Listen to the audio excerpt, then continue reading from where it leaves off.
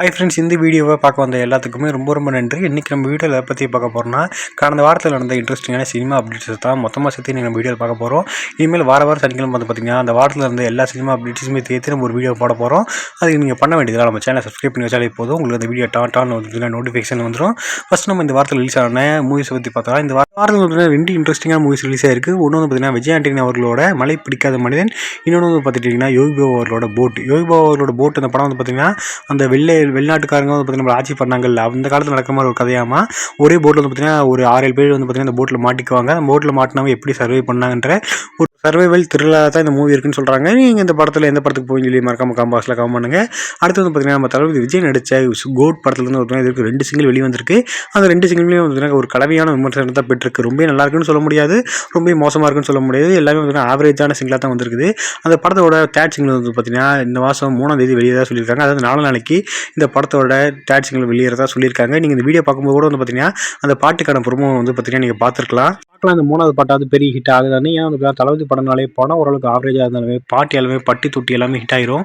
இந்த லியோவாக இருக்கட்டும், மாஸ்டராக இருக்கட்டும், எல்லா படத்துலையும் பாட்டு எல்லாமே வேற லெவலாக இருக்கும். ஆனால் அந்த கோட் படத்தில் இது வரைக்கும் அந்த 2 சிங்கிளுமே அந்த அளவுக்கு வந்து சொல்லிக்கிற கிடையாது. பார்க்கலாம் 3வது பாட்டாவது பட்டி தொட்டிலாம் ஹிட் ஆகுதான்னு. அப்புறம் அப்படின்னா தனுஷை டைரக்ஷன் பண்ணி நடித்து வெளிவந்த படம் தான் ராயன். இந்த படத்தை நீங்கள் எல்லாருமே பார்த்துருப்பீங்க. இந்த படத்தோட விமர்சனம் என்ன தான் கலவையாக இருந்தாலுமே பாக்ஸ் ஆஃபீஸில் இந்த படம் சக்கப்போடு போட்டிருக்குது. 100 கோடி கலெக்ஷன் வந்து பார்த்தீங்கன்னா அசால்ட்டாக தாண்டிடுச்சு. படம் ரிலீஸ் ஆகி 10 days கூட ஃபுல்லாக முடியல. ஆனால் அதுக்கு 100 கோடி கலெக்ஷன் அசால்ட்டாக எடுத்துருச்சு. தனுஷ் அவர்கள் ஒரு டேரக்டராக ஃபஸ்ட்டு 100 கோடி அடிக்கிற ஃபிலிமாக ராயன் படம் வந்திருக்குது.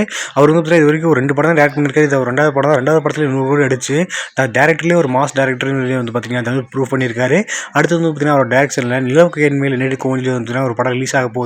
அந்த படத்துக்கு வந்து பார்த்தீங்கன்னா ஃபேன்ஸ்லாம் வந்து ஆவலாக எதிர்பார்த்துட்டு இருக்காங்க. அடுத்து வந்து பார்த்தீங்கன்னா அந்த கங்குவா படத்துலேருந்து ரிலீஸ் ஆகிற ஃபஸ்ட்டு சிங்கிள் ஃபயர் சாங். அந்த சாங் எல்லாருமே கேட்டிருப்பீங்க. ரொம்ப நல்லா தான் இருந்துச்சு சாங். அந்த சாங்கை பார்த்தீங்கன்னா ஒரு எக்ஸ்க்ளூசிவான தகவலாம் வந்து படத்தோட டீம் வந்து பார்த்தீங்கன்னா ஒரு வீடியோவில் பேசியிருந்தாங்க. அந்த வீடியோவில் என்ன சொல்லியிருந்தாங்கன்னா, இது வந்து பார்த்தீங்கன்னா ஃபயர் சாங். இந்த ஃபயர் சாங் எதுக்காக வச்சுருந்தாங்கன்னா, சூரியனை மக்கள் வந்து பார்த்தீங்கன்னா நெருப்பு சாமியாக கும்பிடுவாங்களாமா. அதனால் வந்து பார்த்தீங்கன்னா ஒரு போருக்கு போகிறதுக்கு முன்னாடி இந்த சாகை பாடிட்டு வந்து பார்த்தீங்கன்னா போருக்கு கிளம்புவாங்களாமா. அதாவது பார்த்தீங்கன்னா நீங்கள் இப்போ கேட்ட சாங் வந்து பார்த்தீங்கன்னா சாதாரண சாங் கிடையாது. ஒரு போருக்கு போகிறதுக்கு முன்னாடி ஒரு போர் முழக்கம் தான் இந்த சாங்கே. இந்த சாங் வந்து பார்த்தீங்கன்னா படத்தில் ஒரு போருக்கு போகிறதுக்கு முன்னாடி வந்து பார்த்தீங்கன்னா சூர்யா அவங்களோட இன மக்கள் வந்து பார்த்தீங்கன்னா பாடிட்டு தான் வந்து பார்த்தீங்கன்னா போருக்கு போக போகிறாங்களா அப்படின்னு சொல்லி வந்து அந்த வீடியோவில் சொல்லியிருந்தாங்க. பாட்டு கேட்கவே ரொம்ப நல்லா இருந்துச்சு. கண்டிப்பாக வந்து அந்த படத்துக்கு மேலே மிகப்பெரிய எதிர்பார்ப்பே இருக்குது. படத்தை மட்டும் சொதப்பாமல் எடுத்தால் சரி. அடுத்து வந்து பார்த்தீங்கன்னா பிரதீப் ரங்கநாதன், எஸ்டே சூர்யா அவங்க நடித்து வெளியே வர படம் தான் லவ் இன்சூரன்ஸ் கம்பெனி.